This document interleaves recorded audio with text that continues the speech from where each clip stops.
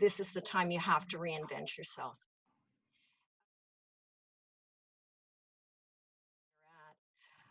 You're all in the right place, because my mission is really to use this time we have today to give you practical tips on mindset preparation and daily steps, action steps that you can take to not just survive these times, but to create a plan for your life going forward that will help you not just survive the times, but to thrive.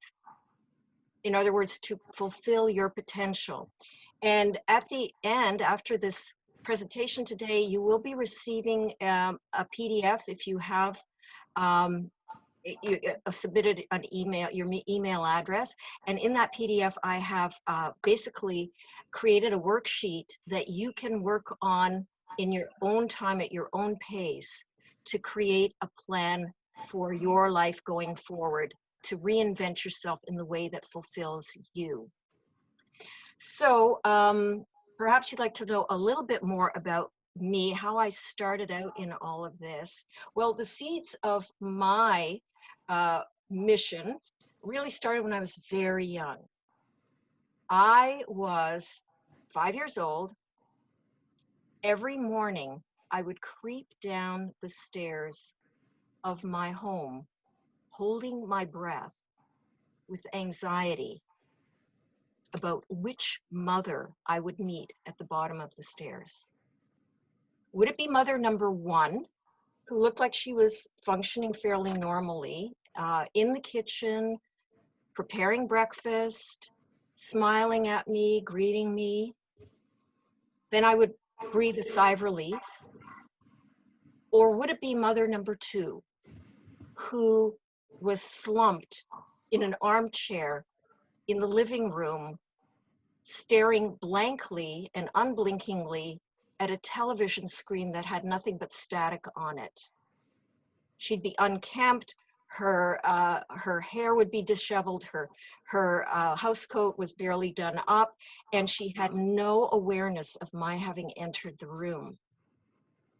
And if it was mother number two, my heart would sink and I would be thrown into total dread, because I knew that the next thing that would happen would be there would be an explosion between her and my father, who would try to get her to take her medications, and then she would likely have to be taken to hospital.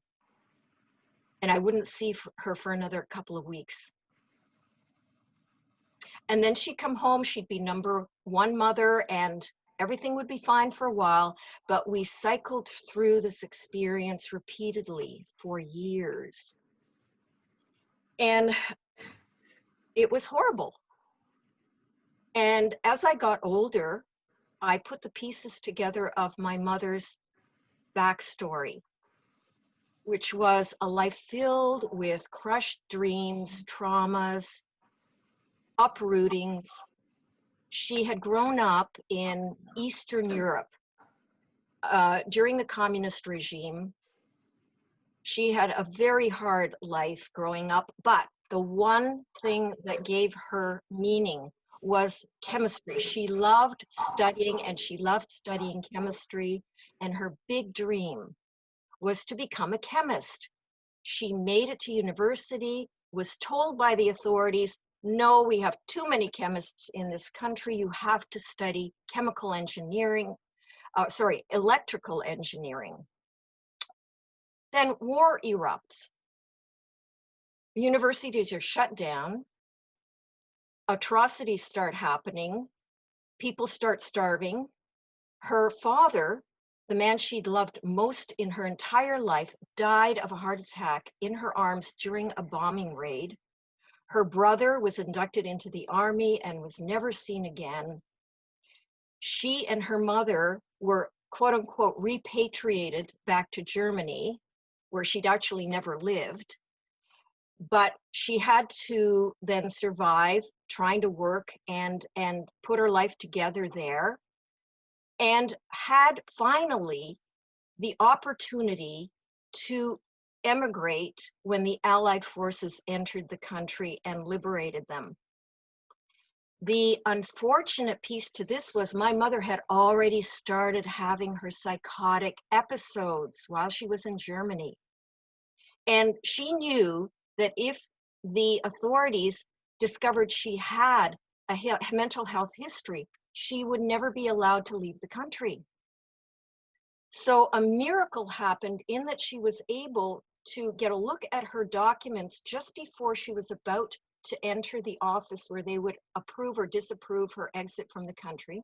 And she was able to amend the information on it to erase any history of mental illness on it. So she gets that stamp of approval on her papers. She and her mother get on the ship. They go to Canada, and finally she feels like she has a chance at a life that is going to fulfill her dreams. She works very hard. She becomes a nanny and then a seamstress. She meets my father, who looks very good on paper, handsome man, well educated, with a secure job. However, soon after they marry, another war starts erupting between the two of them because she had to fight for every bit of freedom, every bit of self-expression. He was of that mindset that was common at the time of no wife of mine will ever work and no wife of mine will ever study, which were her two biggest desires: to work and have an independent living, have some money of her own, and to go back to school to study chemistry. So war would break out periodically between them. Life was very turbulent in my household. And my mother would cycle through these psychotic episodes on top of all of that. Horrible and heartbreaking. Fast forward, I become a psychiatrist, not unexpectedly, given my past. And I began to notice that a lot of my female patients had backgrounds that were very similar to mine. I had thought I was the only child in the universe that had such a turbulent, painful upbringing. But lo and behold, there were a lot of women that I was treating who'd grown up in very similar situations. Now, I don't know if any of you remember, there was a phrase that was used. I don't know how old some of you are, but there was a phrase used at the time. This was back in 50s and 60s and early 70s. It was called Mother's Little Helper. Mother's Little Helper, which the Rolling Stones actually wrote a song about, were the tranquilizers Valium and Librium, which were used so commonly among housewives and mothers in order to medicate themselves through the pain of living very constricted, unfulfilled lives. I also began to notice that my female patients had within them a whole host of talents and gifts and skills that for one reason or another, they'd either been prevented from fully bringing out of themselves, or they were afraid to express. And the question then came to me, well, how much of mental illness in this world is really about genetics and biochemistry and trauma, and how much of it is about people living in lockdown, a lockdown of unfulfilled potential?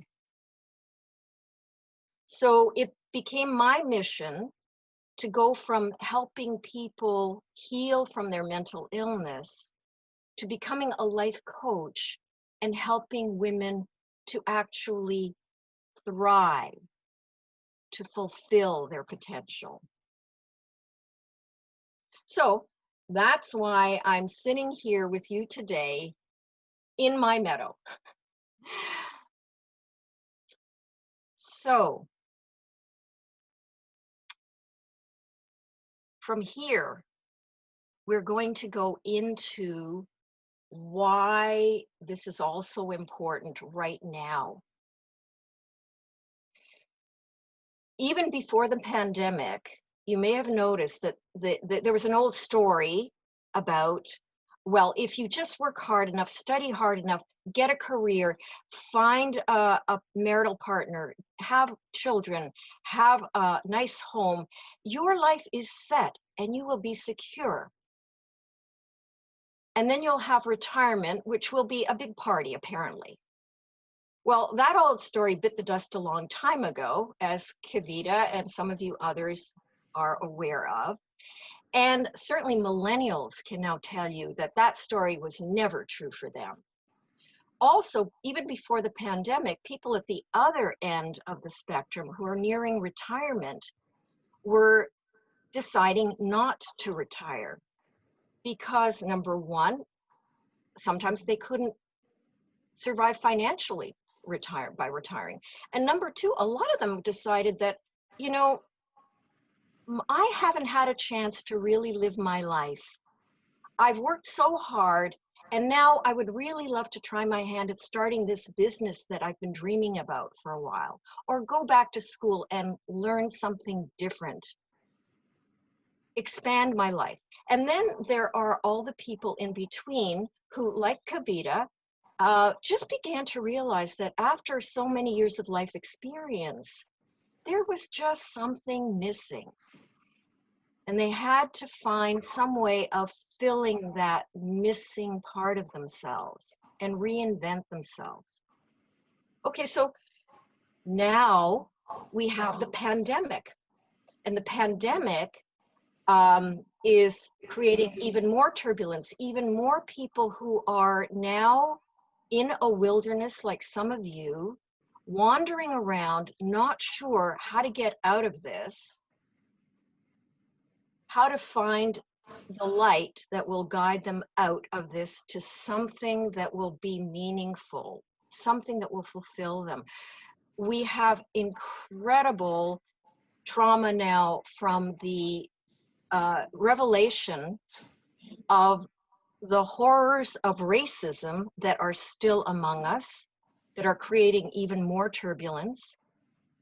And so when all the dust settles, we really have no idea how many people are going to be in that boat of needing to reinvent themselves or desiring to invent themselves. But my point here is that reinvention has to be done in the way of being unique to you, to give you the tools to truly lead a happy life, a fulfilling life, no matter what the external circumstances. So, how do we do this? Well, I'm going to go through the steps of what to do and how to do it. And I'm just going to list them for you here. They're all going to be in your worksheet. And the first step is to prepare your mindset. Prepare your mindset being 4 things that I always work on with people. First of all, know thyself.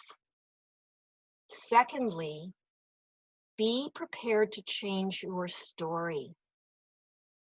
Number 3, be okay with falling flat on your face.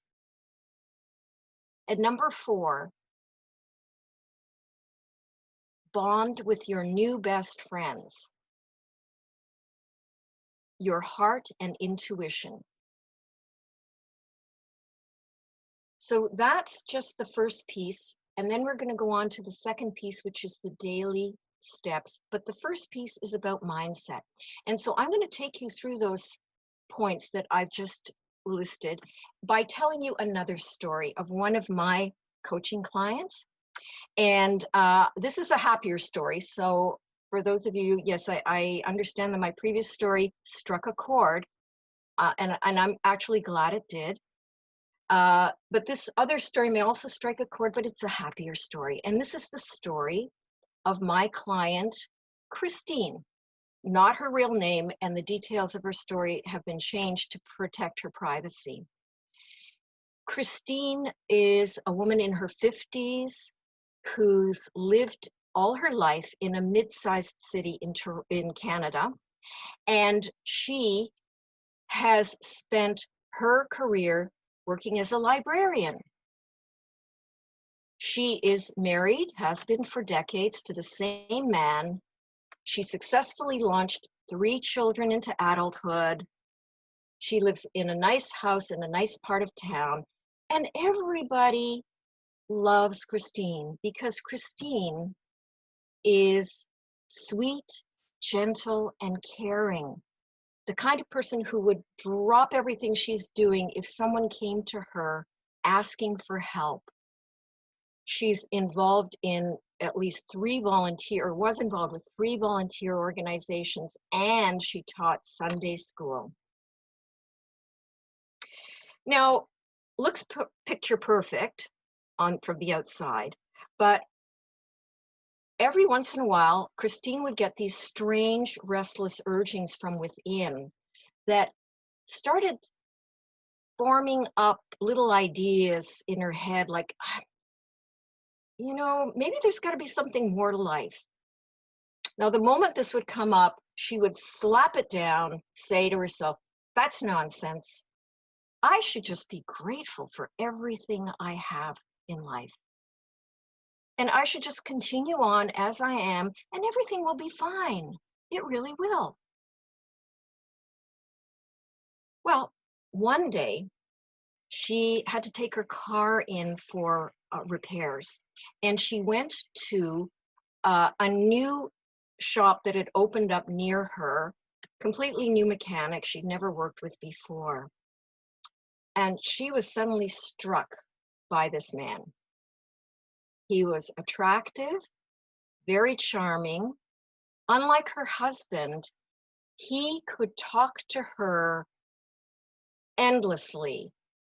And for the first time, she felt like she was actually seen and heard as someone other than Christine, who's sweet and gentle and caring.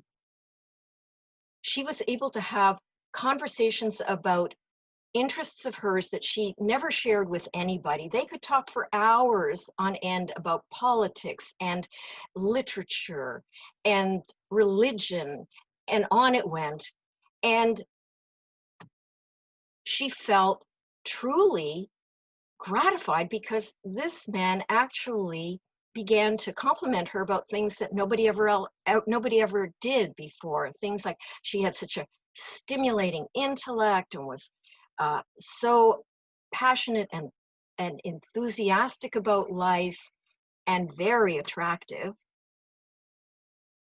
So he also hooked her on an adventure that he loved to engage in, which was rock climbing. He started talking to her about this in a way that really started capturing her imagination. Now, she wasn't an outdoorsy person, and she maybe hiked, 2 or 3 times a year, maybe, in the local national park. Rock climbing never had entered her head, but as he engaged her in his stories of his adventures, she thought, wow, I could see myself doing that. And she became totally impassioned. She thought, maybe this is the adventure that I need in my life.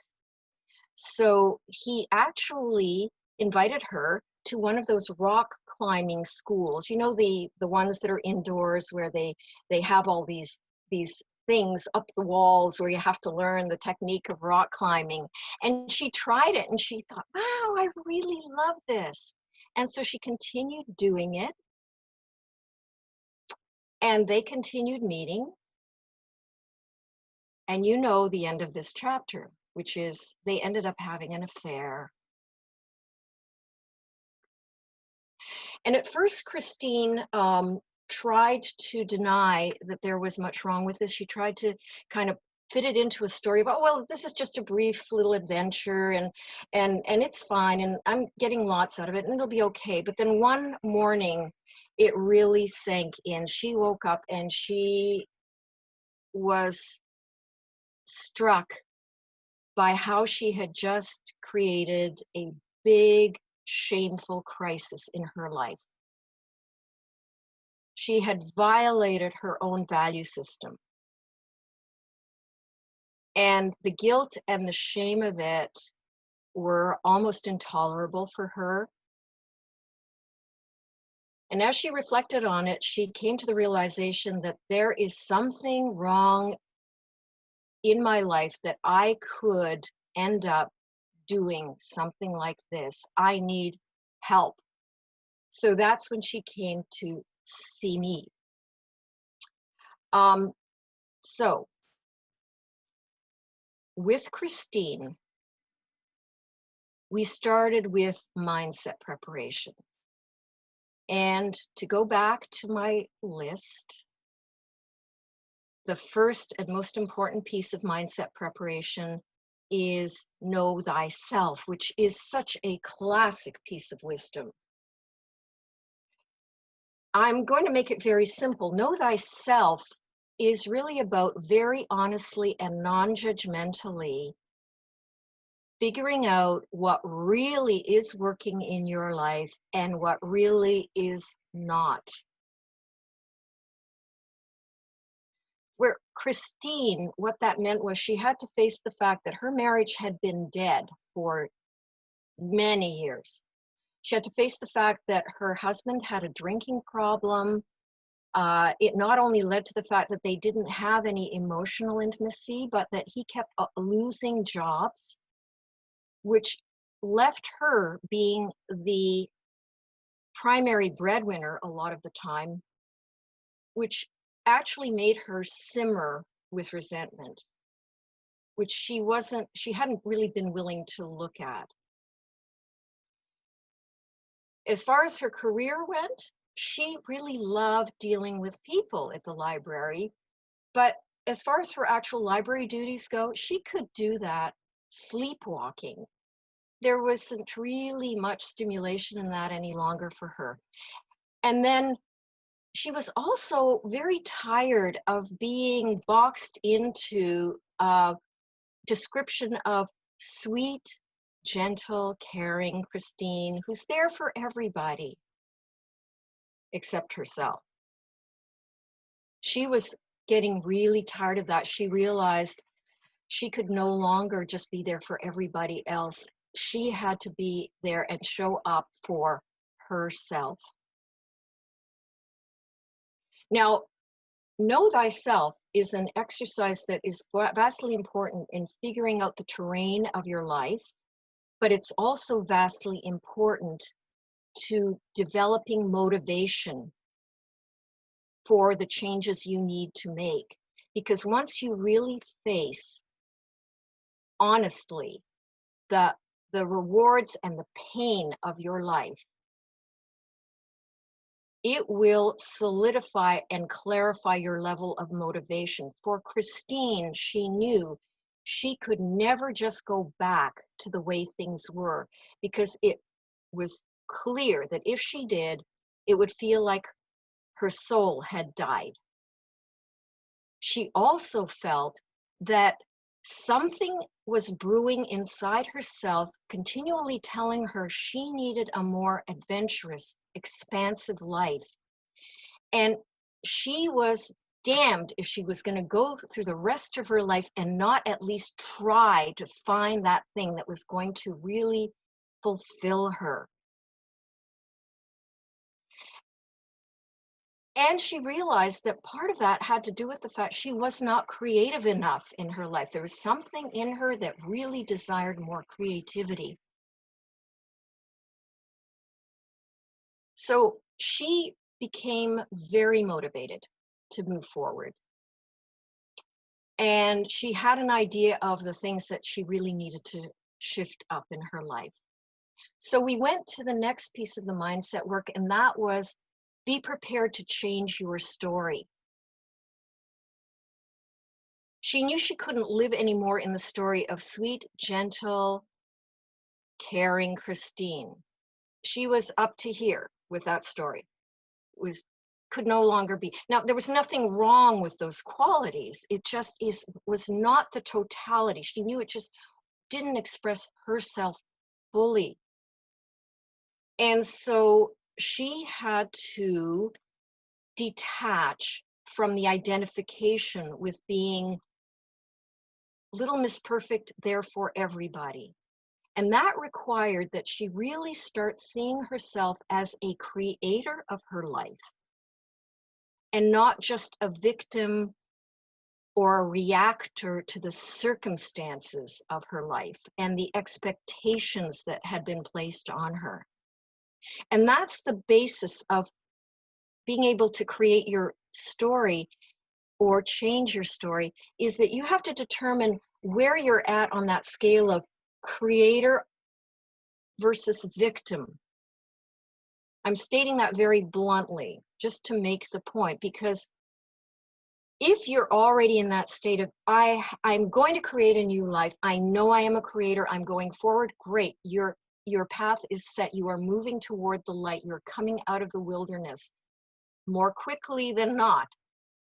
But if you're more towards, I'm a victim, everything else in my life has control over me, I don't have control over any of it, and you keep complaining about it and putting the responsibility for your life on other things, then your motivation is just not there, and you're not going to really create much of anything.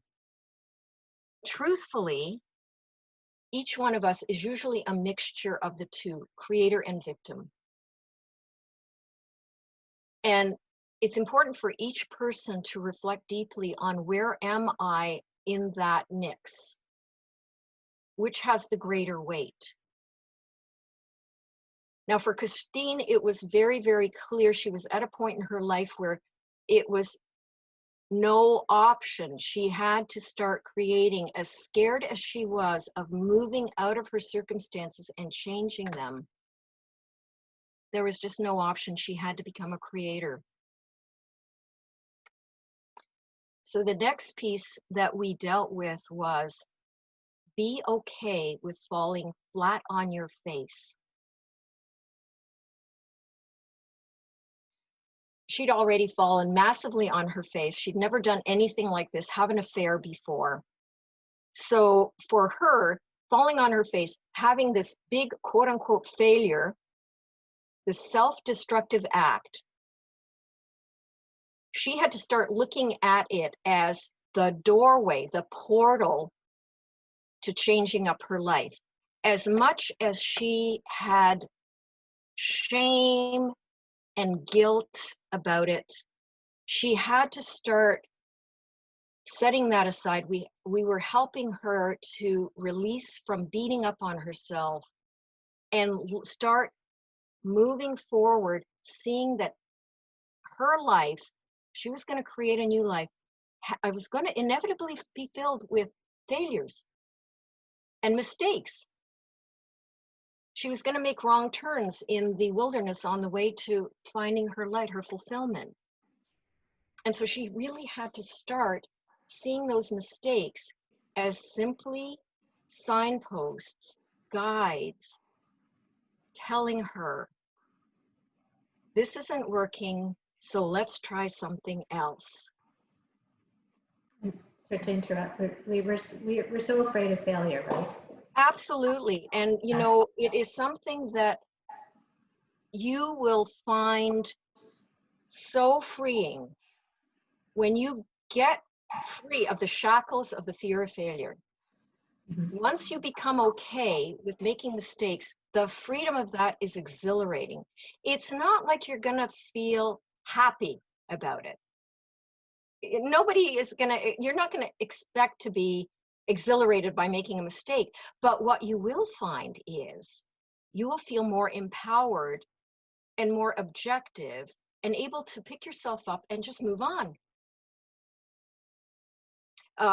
Christine had a little Miss Perfect story about herself. She had to just be good and fulfill everybody's expectations, do what she was told. This was something she had to do from childhood on. So this was very important for her to face head on and to kill that pattern of being little Miss Perfect.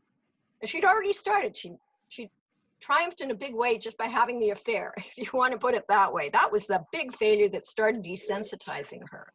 And by no means am I validating or endorsing anybody having an affair or creating a crisis in their lives in order to change it up. So the next step was to start helping Christine bond with her new best friends, her heart and intuition. Now, everybody's taught in this world, most people are taught, that you have to think everything through with your head. Your brain is paramount. It will answer all your questions. It will get you through the wilderness into the light. I think some of you here on this call may have had the experience that when you're up against making a change that you're not really familiar with, you've never done this before, your brain is not that effective. It's kind of starts running on a little bit of a hamster wheel. It will keep going over and over and over old options, old possible solutions, some things that may have worked but are no longer relevant in the current situation, or things that frankly didn't work, but it's kind of just rifling through the old files. And it can drive you crazy. Well, Christine was one of those people. She was constantly in her brain trying to figure things out all the time and was getting nowhere with that. She was still wandering around in the wilderness of her brain. Now, the brain is very powerful and useful in the position of being a servant to the real wisdom inside of us, which is our heart and our intuition. Our brain serves our inner wisdom by planning, organizing, creating the steps, creating the goals. But the true wisdom of where our path needs to be focused or directed comes from our heart, which is the portal to universal intelligence. Universal intelligence, which is so far beyond the intelligence of our brains. It's genius. And the way that we can communicate with that is not only the feelings we get in our heart, the promptings from our heart, but from intuition, which is the direct link of communication with divine source, that divine intelligence. So for Christine, who had not much experience of her heart and her intuition, we did exercises with her to get her to know what it felt like when her heart was lighting up and trying to communicate that something was desirable, something was making her heart happy, something was lighting her up. Similarly, we had to get her to learn how her intuition was speaking to her. And she had to do certain exercises that helped her to tune in more to the communication that were coming through her heart. And in her case, her intuition spoke to her in quiet, brief ideas or statements that would just form up in her head. So at this point, Christine is doing the work of our coaching process. She's getting ahead and she's really keen on continuing to move forward. So we go from mindset, which we're always working on. Mindset is not just something that you do as step one and you never do it again. Mindset is always something that we're working on through all of this journey. But then we go to daily action steps. And there are 6 of them that I am going to go over. The first one is take an inventory. The second one is envision. The third one is raise your vibrational frequency. The fourth one is be how shall I word this? It really is very simply about ask questions. I'm going to put it very simply, just ask questions. And then it's about play with the answers. And the final point is journal. Okay, so with Christine, we started with the inventory, which again, it's not a 10-minute exercise. It's not a one-shot thing, because taking inventory requires that you really look at what you're equipped with. And you may not know what you're equipped with until you continue on in your journey and things start forming up, awarenesses start forming up about you that you knew nothing about in your previous existence. So take an inventory is an ongoing process, and it involves 7 things. The top 3 are: what are your values, your passions, and your dreams? And then the others are your natural gifts and talents, your skill sets, resources, and your self-doubts, your negative beliefs. Now, I'm going to make this very succinct, as brief as I can, just to give you an idea. The top 3 are the ones that you're going to focus on the most: values, dreams, and passions. You're going to list as many things as you can think of in a very non-judgmental, open-hearted way. So in each category, you are going to start seeing that there are certain items that may overlap. And that's what you're going for, to look at the overlap. So in Christine's case, she still had a very high level value of serving others, which intersected with a passion of doing it in a creative way. She was going to do something creative. That started really forming up as a passion for her. And then in terms of dreams, we had to really search, because when you're looking at dreams, you may not know that you stuck a whole bunch of dreams in the closet of your unconscious way back when. And you have no idea they're still there. So with Christine, we had to go right back to her early childhood. She discovered or rediscovered that as far back as she can recall, her dream was to be a writer. From the time she was very little, she was creating stories in her head and writing. And when she learned to write, writing stories and telling people stories, and she had a whole fictional universe in her imagination populated with the most amazing characters. And this was her whole existence, what she lived for as a child.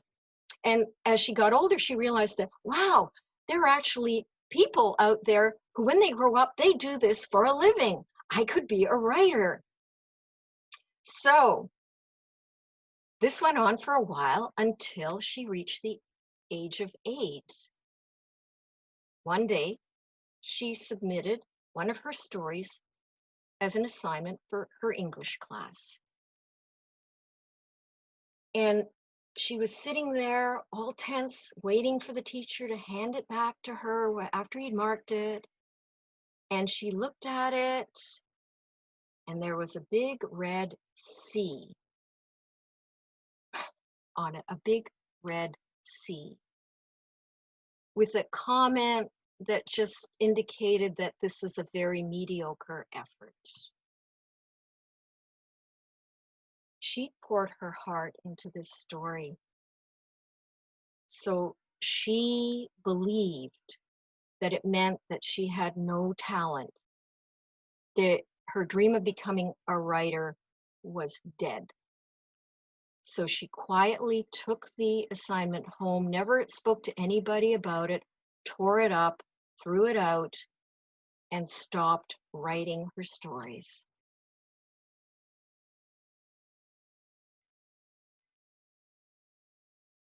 But her compromise was that she became a librarian. How interesting is that? Spending her workdays surrounded by other people's writing, which wasn't quite her dream, but it offered her a little piece of it.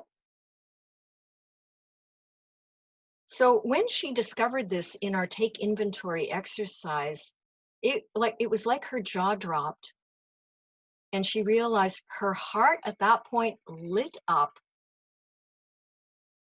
And she also became very scared because her self-doubts started popping up about, you're not good at writing, you have no talent, you'll never amount to anything. But you know, her excitement at putting her hand back to writing was just a little bit more than her fears based on her doubts. And she became galvanized. She thought, you know, I'm not going to the end of my days without giving this a try, my best attempt. I've got to see if I can do this.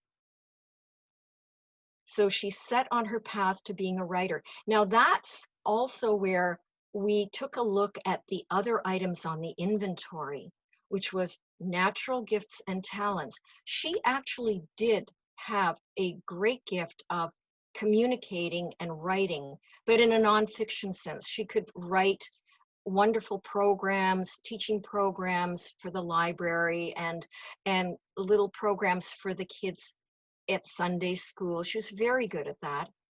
She also had an excellent skill of listening to people.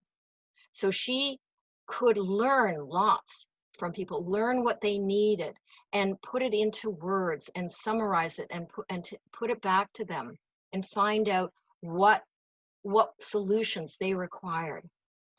And her skill sets, well, like being a librarian, my goodness, she could research anything. Give her a question and she could give you the answer almost on the spot. And her resources, well, you know, she had an awareness already of what were some of the good writing teachers in the community or online. She knew things about publishing books already. She knew who knew writers and who knew publishers. She had a vast array of resources already available to her. So this is where all the other pieces of the inventory come into play. They support that fundamental direction that you focus on, that you get from your dreams, passions, and values. So the next piece was to start envisioning, because in order to change up her life, actually do it, enact it in her daily life, and keep going through all the challenges, envisioning is extremely important. Envisioning means you are programming yourself to create the very thing that you desire. Now, even if you don't have all the details of the creation of your life in place, how you want to create differently, you take whatever you already have and envision. So every day for at least 5 to 10 minutes, Christine would sit down and she would envision herself writing. She wasn't quite sure yet exactly what she would write, but she could see herself happily writing away at her desk, and time would fly by. She would have no awareness of the time, and then she could actually envision that she had a real book in her hands and she could feel it and flip through the pages of it. And she could see herself at writing workshops, and on it went. And this uplifted her and did what was necessary to program her whole being to now change her identity to that of a writer, a creator. And it lifted her up out of the daily challenges of trying to enact her vision. So the next piece is raise your vibrational frequency.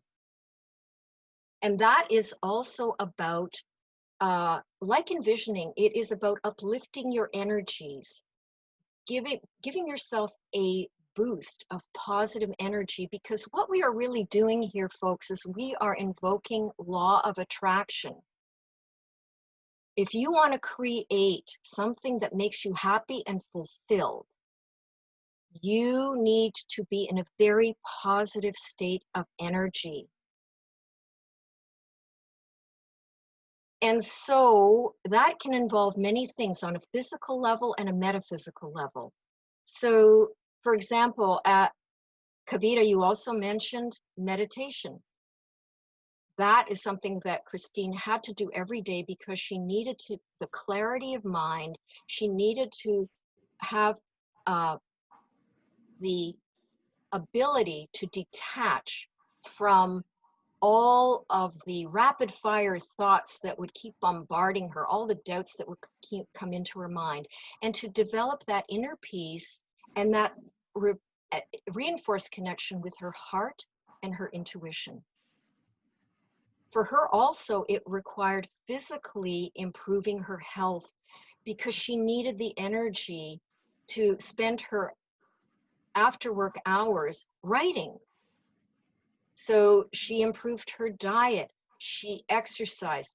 Exercise was very important for her as well because she knew that if she moved her body, that would give her more inspiration.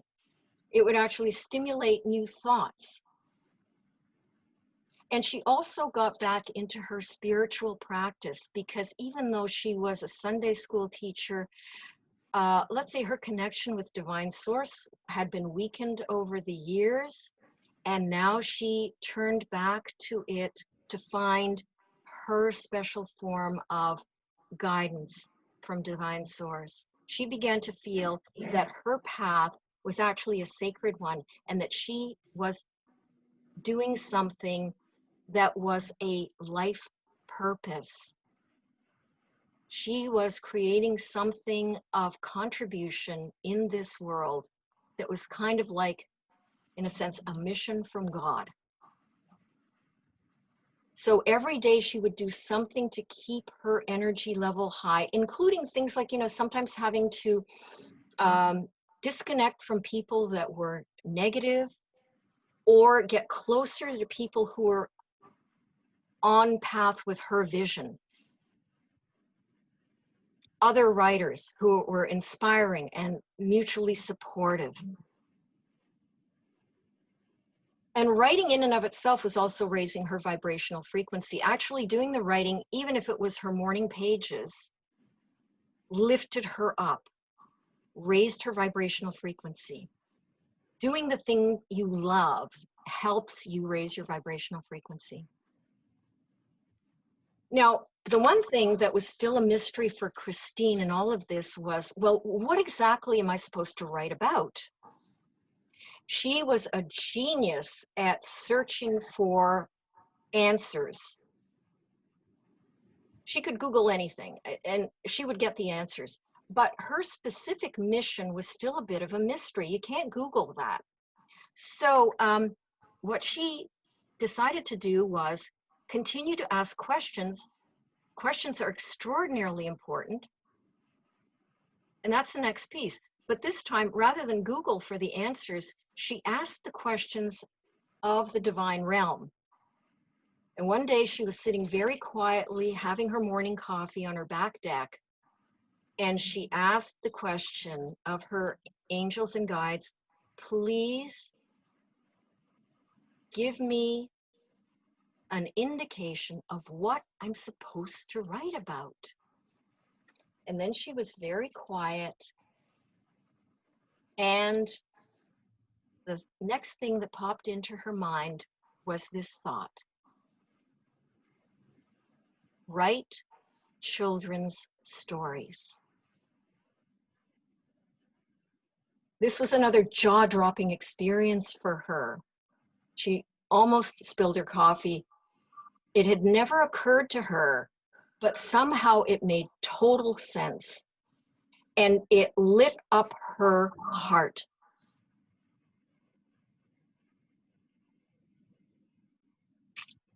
So she had her light really clearly, now brilliantly shining in front of her. That was the light she was moving towards. She was going to write children's stories, and she was going to write stories. After getting this insight, she began to study children's literature. She began to, study children's psychology. She began to wonder, like, what age group should I be writing for? She started talking to people who were authors of children's books. And this is where you have to kind of play with the answers. You play. And I know, Kavita, you did a post of that wonderful Einstein quote about how play is the best form of research. Mhm.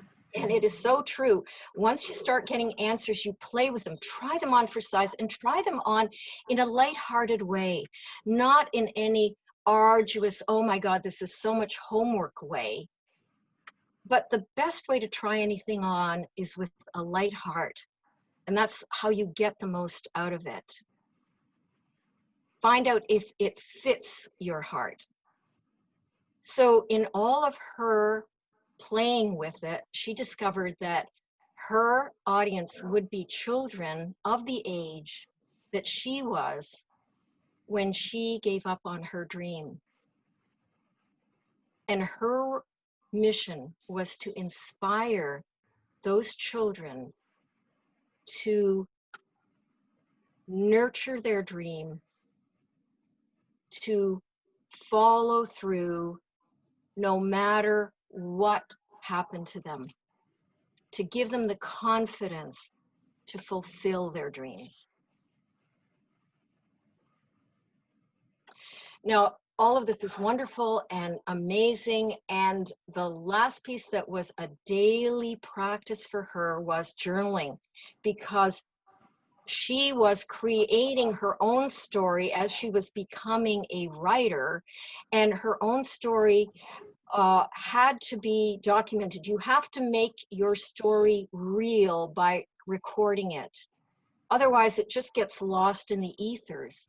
So journaling every day for her meant figuring out what was working in her journey towards being a writer, what wasn't, what did she need to change up, what were some goals that she had to put in place, and what were the amazing rewards that she was getting.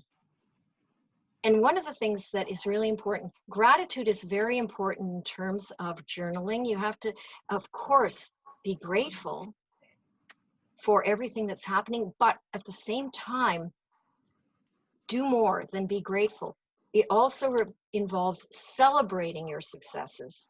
In your journaling, you plan how you're going to treat yourself when you've achieved a milestone. So for Christine, it was a no-brainer. It would be things like, oh, wow, I wrote the first 5 chapters of my book. That was my goal for this week. I'm going to go rock climbing on the weekend is my celebration. All right, so what happened to Christine? Christine actually did divorce her husband. She's living alone. She is so happy as a writer. She's reduced her hours of work at the library so that she could devote more time to her writing. She's having a blast meeting other writers and connecting and having stimulating discussions. And she wakes up in the mornings and looks back at her previous life and says to herself, I have a lot of compassion for that person I once was. And I am amazed and gratified that I am no longer that person. I have moved on. I am so thankful that I fulfilled my life. So, in conclusion, I wanted to just leave you with a beautiful quote by a writer by the name of Diane Marychild.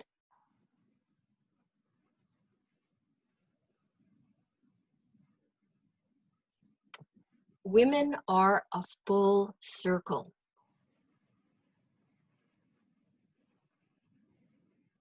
In us is the power to create, nurture, and transform. I'm hoping to leave all of you with this central message. You are all capable of transforming and reinventing. The light that you're seeking is the light inside of you that you are needing, that the world is needing for you to bring forth.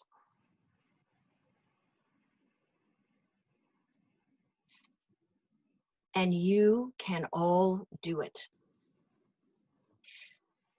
So I want to thank you all very much for sticking it out to the end.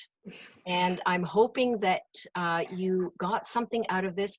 I would be more than happy to stick around for any questions that you may have. So if you'd like to put your questions in the chat, or you would like to, unmute yourself, put yourself on video, whatever, and speak them out, that would be great. Thank you so much, Lucille. That was amazing. I just love the way you gave practical steps on actually how to do this, and giving the example of Christine really put it to life for everybody. I think for me it did. I just want to, I wrote down some notes. So I just want to quickly, what stuck in my brain was the steps. Number one, prepare your mindset. Know thyself. Be prepared to change your story. Be okay to fall flat on your face, which is a really important one. Mm-hmm. And bond with your heart and intuition. Mm-hmm. Such important steps. Mm-hmm. In terms of your mindset. And then again, it's daily action steps. And I'm telling you that what you've, the taking the inventory, envisioning, raising your vibrational frequency, asking questions, and journaling, I did all that. And those are so helpful. Yeah. Because they really do put you in a place where you really understand what it is that you're made for. And in Christine's case, she figured that out, with your help. So wonderful tips and wonderfully told. So thank you very much. Oh, you're very welcome.